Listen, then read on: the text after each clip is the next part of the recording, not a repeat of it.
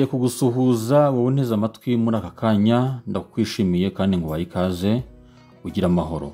Ndibutsa kandi wowe utarakanda kuri subscribe kwibuka rwose ukabikora ukibyibuka, ndetse ntunirengagize kuduha ka like kugira ngo utwereke ko dushyigikiye, mbese ibintu byacu natwe birushaho gukora ibijye mbere. Ndabigushimiye cyane. Nkuko bisanzwe tuyaduhura tukaganira twungurana ibitekerezo mu buzima tubamo bwa buri munsi, ariko tunakomoza nanone ku by'ubuzima bwacu bwo mu mutwe byo twabungabunga ngo bube bwiza kurushaho. Icyo nifuza ko tuganiraho no munsi rero, narabitekereje kandi namwe mujya mubibona ko muri iyi minsi hari impfu nyinshi z'abantu bari kujya biyahura mu buryo kubw'impamvu zigiye zitandukanye. Ariko ngewe abo nifuza ko tugarukaho niba abantu twumva ngo umuntu yiyahuye kubera ko uwo bakundanaga yamwanze, uwo bakundanaga bamaranye igihe barapanze no kuzabana, wenda yamufashe amuca inyuma, ibintu nk'ibyo ngibyo n'ibindi. Ndashaka ko twibanda ibintu biri autour y'uko kuntu abantu baba bakundana biganisha kuba bazabana. Donc urumva ko baba bari muri cya gihe cyo kurambagizanya kiba kigikomeje, bizarangira abantu bafashe icyemezo cyo kuzabana. Birasanzwe rero yuko abantu bakundana bashobora kumwe kubabazanya, umwe akaba yaguhemukira, kuko nyine niko turemwa abantu, ntabwo turi perfect ku buryo ibintu byose bihora ari byiza. Habaho ubwo umuntu yakora ikosa akarikorera mugenzi we, ariko nanone uko ayo makosa tuyitwaramo rimwe na rimwe nibyo usanga biba ikibazo, bishobora gutera ingaruka mu buryo umuntu ashobora kuba atabasha kwihanganira. Kandi nanone iyo abantu bakiri muri iyo kuru yo kurambagizanya, biba binashoboka yuko umuntu uri kukurambagiza cyangwa wowe uri kurambagiza bwacya akabona undi wenda ashimye kurusha wowe, cyangwa nawe ukabona undi washima kurusha wa wundi, ukavuga uti undi ndamuretse, reka nkomezanye n'uriya. Iyo kuri yo kurambagizanya nyine ibikirimo ibintu birebire. Iyo umuntu atarafata icyemezo renda kubuka ngo avuga ati byanze bikunze ni kanaka, ibyo byose burya umuntu yagombye gutekereza ko bishoboka.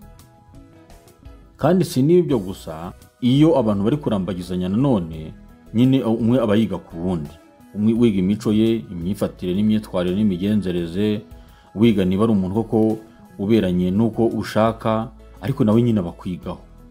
Hahandi rero nyine umuntu aba ari kwiga ku wundi, urumva nyine ntabwo abantu aba ari abamarayika, nubwo umuntu aba agerageza kugenda agira ibyo atunganya kugira ngo nyine agaragare neza imbere y'amaso y'uwo ari kurambagiza cyangwa y'uri kumurambagiza, ariko n'ubundi tuba tukiri abantu. Amakosa n'ubundi ushobora kuba warigwamo mu buryo bumwe cyangwa ubundi. Aho niho bihera rero uko gukoserezanya cyangwa se uko kutizerana, nanone bikanashingira uko umuntu yarezwe, yaba umuntu atari umunyakuri, agira ibyo gucabiranya no kubeshya, wa wundi akaba yaramwihishemo, ariko wenda igihe kikaba cyazaba kimwe akaba yazamufatira mu ikosa wenda atabasha kwihanganira bigendanye n'ibyo yamweretse mbere, kuba yabyihanganira bikaba byagorana. Rero kugaruka kuri iki kintu cyo kuba abantu bageze ubwo biyahura, impamvu ari ikibazo nuko uko abantu bagenda bakundana, uko umunsi ushira haza undi, ugenda wizera mugenzi wawe, uko agenda mwizera rero ni cyangwa naho akwizera, niko n'urukundo nyine rugenda rukura. Kandi rero iyo wowe wamaze gufata icyemezo uvuga uti uriya niwe tugomba kuzabana, hari igihe kuri uriya mugenzi wawe we atari ko biba bimeze, ari nayo bishobora guturuka nyine wenda akaba yagukosereza, wenda uramurambagiza n'ibyo ariko we ntibiramujyamo ku rwego yumva ko kuko ari wowe akwiriye gukunda, mu rwego byatuma atanaguhemukira. Noneho rero bwacya kabiri akaba yagira gutya, wenda niba ari umukobwa n'urugero uramurambagiza, ariko wenda uramurambagiza hari n'abandi bamurambagiza. Uko umurambagiza rero n'abandi barambagiza, nawe niko ari kwitegereza ati se muri aba bahungu ninde nakunda kuruta undi, ese ninde wabumbereye akaba umugabo uberanye nanjye nkuko mbishaka, inzozi z'umugabo nifuza nizi, uberanye nazo se ni uwuhe, ku buryo nyine koko nzabambanye n'umuntu mva nishimiye. Kwa kundi rero umurambagiza ariko nawe akurambagiza afite n'abandi bamurambagiza ku ruhande, ukaba wagira gutya ugasanga uwahisemo ahayemo yemeye guha umutima we si wowe. Kandi wenda ukurikije aho mwari mugeze, ukurikije ibyo mwaganiraga, wiyumvishaga yuko neza aho bigeze ari wowe nta wundi, n'ibyo yakwerekaga ari wowe. Hari n'abantu rero batazi bujya guhakana ngo berure ngo akwereke yuko rwose ibintu bitamurimo, akakwereka uruhande rutoya avuga ati kuko nta wamenya ejo nabona n'undi, ariko mu gihe ntawe reka mbe mwereka, hari igihe yaba ari uyu nguyu, ariko mu gihe ntawe mu gihe ari uyu turi kumwe hari igihe haza n'undi, akabifata gutyo by'agateganyo. Noneho rero uko abikwereka kwakunda abantu hariho tutagaragaza ukuri kimwe, hariho umuntu ufite uburyarya, uko abikwereka wowe birimo biragenda bikubikamo icyizere cy'uko nyine ari uriya uko arimo aragenda abikwamo icyizere, niko n'urukundo rwe ruri kugenda rwiyongera buhoro buhoro, kandi uko rwiyongera niko n'amarangamutima ye agenda ahinduka. Donc bigana mu kumukunda, urumva uko urukundo rwiyongera, ni nako n'ibyishimo muri we bigenda biba byinshi, ibyiringiro n'icyizere cye cyose akagishyira kuri uriya, avuga ati uyu niwe ugomba kuzambera umugore, kuko twafatiye urugero kuri uwo nguwo. Noneho byazageza ubwo rero wa mukobwa muri babandi bose bamunambagiza, wowe utanazi, agize uwo yishimira kurenza wowe, akavuga ati nuriya. Noneho no kundi atagira ukuri 100% ngo yerure agaragaze uruhande abogamiyemo, wa muhungu akaba yazashiduka yumva ngo uno kuntu bigendanye n'iterambere ririho, agashiduka nyine abona save the date zasohotse, kanaka ngo afite gahunda iyi kuzabana na kanaka, wenda atarigeze ayimubwira, atarigeze amuteguza, cya cyizere cyose yamuremyemo, amarangamutima ye hano urwego yaragezeho, bikamujyana kure kumva ko ubuzima buzakurikiraho azabaho gute atafitemo ubuzima bwe butarimo wa muntu. Yicaraga agashushanya ubuzima bwe bw'ahazaza, ari umugabo cyangwa ari umugore, ari mu rugo yicaranye na wa muntu yakunze, yahaye icyizere cye cyose, yeguriye umutima we wose muri rusange, akaba ari bwo buzima yafiringaga yabagamo kuko yumva abwizeye. None rero abonye ibintu bimutunguye, atigeze anateguzwa, atigeze abona wenda n'ibimenyetso, uretse ko ya mvugo bavuga ngo amaso akunda ntareba neza. Hari n'igihe iyo umuntu abaye ari umuntu ushishoza, ushobora kutabura utumenyetso, ariko kubw'urukundo rimwe na rimwe ruba ari rwinshi mu muntu, akaba ubwo nyine byose abirebye akabineterariza, ntabiha agaciro, akavuga ati uyu muntu ntabwo yankora ibi, ntabwo yampemukira, kubera ko icyizere cyose yakimuhaye.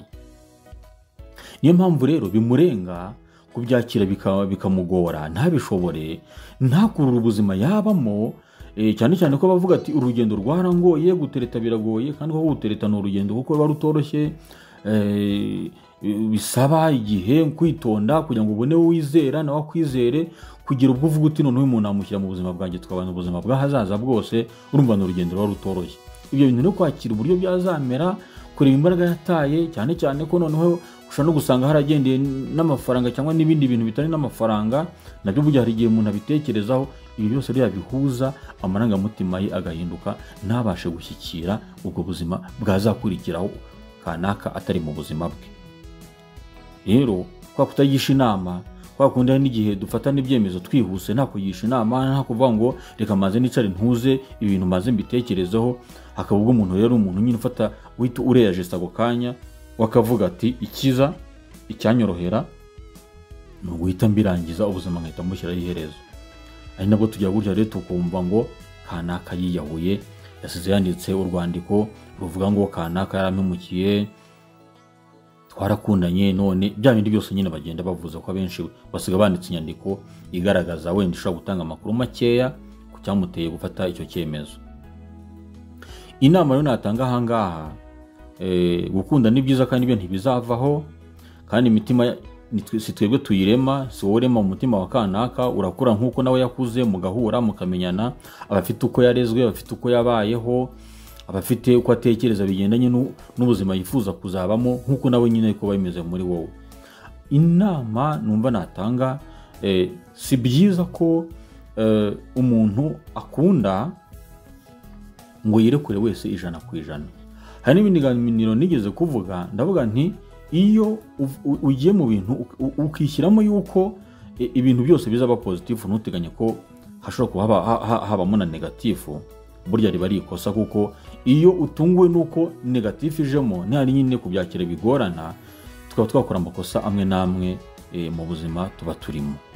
Rero niba ukunze kunda ariko nibura usigaze akantu gatoya, ugire marije usiga ku ruhande, nibura uvuga uti ni ibi bintu ndimo bishobora kudakunda.